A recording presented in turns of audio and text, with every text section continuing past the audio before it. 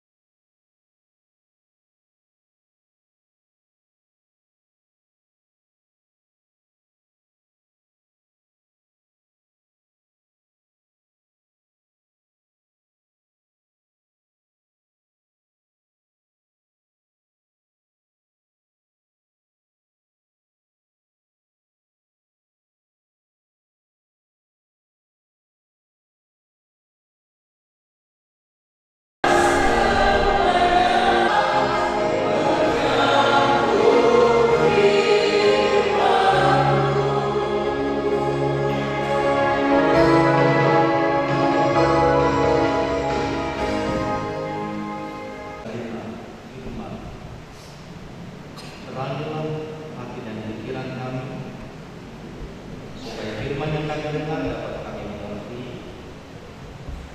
dan bawa kekuatan kami untuk melakukan firman. Di dalam nama Anak Yesus Kristus Tuhan kami berdoa. Amin. Shalom Ibu Bapak.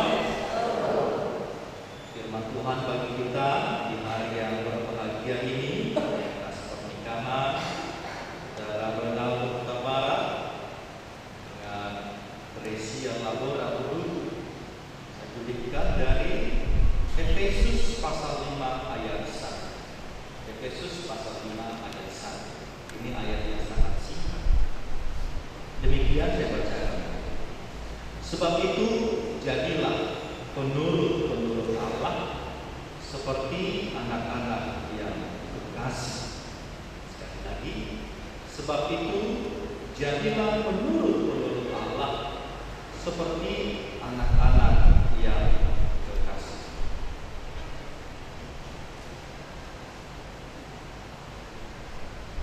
Kalau kita mencoba menggali kata penurut di sini, penurut-penurut, maka secara harafiah itu dari kata mimetai, secara harafiah bisa diartikan imitator atau peniru. Maka kalau kita mau menerjemahkan secara harafiah, maka sebab itu jadilah peniru-peniru Allah, seperti anak-anak yang dikasih, seperti anak-anak yang dicintai, anak terkasih, anak yang tersayang.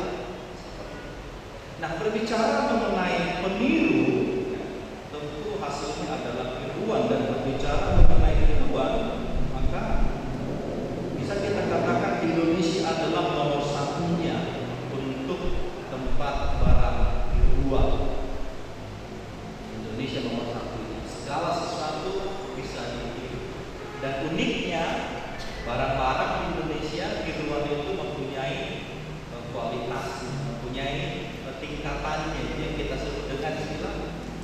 kawin.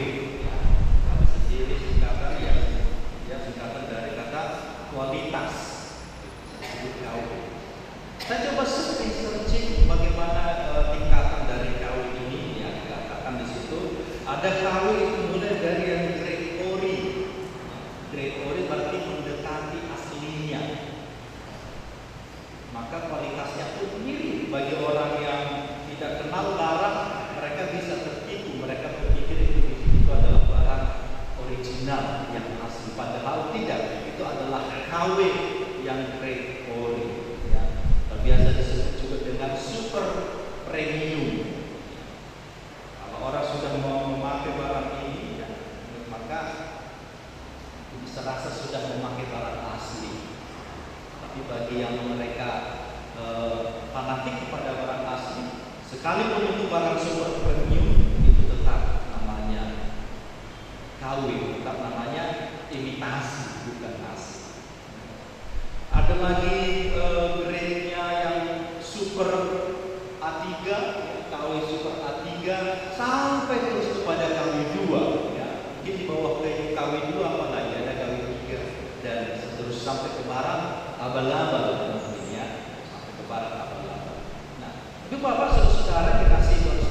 Mengapa seseorang bisa meniru barang? Tentu karena dia berkualitas. Karena dia berkualitas. Orang tidak akan meniru barang murahan. Maka orang yang ditiru adalah merek-merek yang terkenal. Merek-merek luar. Yang barang-barang branded istilahnya. Mengapa? Karena ada kekaguman terhadap barang tersebut. Dan ketika orang tidak sanggup membeli yang asli karena mahalnya, tidak dapat yang asli, yang KW pun gak apa-apa lah. Setidaknya aku pernah menikmati serasa orang kaya konglomerat seperti itu ya, untuk gaya-gayaan. Karena ada kekaguman. Dan apa yang disampaikan Rasul Paulus di sini ya, ketika dia mengatakan sebab itu jadilah penurut Allah, jadilah peniru Allah. Tentu dalam rangka mengajak umat menyatakan kekagumannya kepada Allah yang beriman. Mengapa menyatakan kekaguman? Mengapa itu perlu dinyatakan kekaguman ini? Karena sebelumnya kalau kita baca pada pasal sebelumnya di situ nanti dan selanjutnya di situ kita temukan bahwa Rasul Paulus menegaskan ada begitu banyak kebaikan yang diperbuat Allah kepada manusia, dan kebaikan itu mengangkat derajat manusia. Karena itu di awal sebelum sampai ke ayat 5 ini Rasul Paulus menuntut di pasal 4 itu sebagaimana Allah di dalam Kristus. Ajakan, perintah untuk mengimitasi, untuk meniru apa yang diperbuat oleh Allah kepada. Ibu bapak, saudara-saudara yang dikasihi Tuhan Yesus Kristus, meniru Allah dalam hal ini tentu bukan menjadikan diri kita sebagai dewa. Manusia setengah dewa bukan berarti membuat kita meniru kekuasaannya, bukan berarti membuat kita pura-pura menjadi Allah di tengah-tengah kehidupan kita, bukan. Bagaimanapun manusia tidak akan sanggup untuk meniru, mencontoh Allah dalam hal keilahiannya, dalam hal kemahakuasaannya, tidak akan sanggup. Tetapi apa yang bisa diperbuat oleh manusia untuk meniru Allah adalah pada sifat-sifat.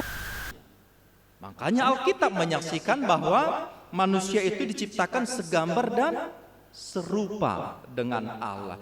Cetak biru Allah ada dalam diri manusia. Betul manusia tidak akan bisa meniru kekuasaan, kemahakuasaan, keabadian Allah juga tidak tertiru. Tetapi apa menjadi sifat, ciri dari Allah itu boleh ditiru oleh manusia. Dan inilah yang mau ditekankan oleh Rasul Paulus ketika dia mengatakan bahwa sebagai anak-anak terang, sebagai anak-anak terang, jadilah penurut-penurut, jadilah peniru, tirulah apa sifat-sifat dari Allah itu. Tirulah, kopilah moralnya, kopilah spiritualnya, dan perlihatkan itu dalam karakter dan tingkah lakumu sehari-hari. Ini pesan yang mau disampaikan. Beberapa hal yang bisa kita lihat di situ. Misalnya adalah kita dapat meniru kemurnian Allah, dalam arti kesetiaannya. Dalam rumah tangga ini yang sangat-sangat dibutuhkan, memiliki cinta yang murni, sebagaimana cinta Allah kepada kita murni adanya. Kalau dalam hal ini kita tidak akan menjadi durhaka atau kita tidak akan menjadi menistakan Allah ketika manusia meniru kemurnian kasih Allah. Terlebih dalam rumah tangga. Jangan tiru cinta rumah tangga yang lain. Bentuk rumah tangga modelmu sendiri. Tidak perlu mengkopi rumah tangga mereka gini ya. Mereka suami istri begini, keluarga mereka begini. Tak perlu. Yang perlu kau tiru adalah bukan mengkopi rumah tangga orang, tetapi yang perlu kau tiru adalah kemurnian cinta Allah. Itu yang perlu dikopi, itu yang perlu ditiru. Karena setiap rumah tangga, setiap perkawinan itu memiliki keunikannya sendiri. Tidak ada DNA yang sama dengan rumah tangga yang lain. Marganya bisa sama, pekerjaannya bisa sama, golongannya bisa sama, alamat rumahnya bisa sama, bertetanggaan, tapi karakteristik dari rumah tangga itu tidak akan sama. Karena itu tidak perlu meniru apa yang orang sana begitu, maka kita pun begini, orang sana healing kemana-mana, yuk kita healing juga. Enggak, jangan paksakan dirimu untuk itu. Yang perlu adalah tiru kemurnian cinta kasih Allah. Allah itu adalah benar adanya, maka kita juga bisa meniru untuk berbuat kebenaran. Kualitas diri kita yang diinginkan adalah menjadi manusia yang benar. Dan ini menjadi salah satu tema penting dalam iman Kristen, termasuk dalam setiap rumah tangga. Kita juga dapat meniru kemurahhatian Allah. Bahkan Yesus sendiri bersabda dalam Lukas 6, hendaklah kamu murah hati sama seperti Bapamu adalah murah hati. Maka jadilah rumah tangga yang murah hati. Jadilah pribadi-pribadi yang murah hati. Bukan pribadi yang kikir, pribadi yang pelit. Jadilah rumah tangga yang suka memberi. Engkau tidak bisa memberi hartamu, setidaknya memberi hatimu, memberi tompangan, masa sih nggak bisa, memberi pertolongan, Semakin banyak engkau mendapatkan berkat, maka seharusnya semakin bermurah hati. Karena Tuhan juga tidak pernah pelit-pelit kepada kita. Amin. Tuhan tidak pernah pelit kepada kita.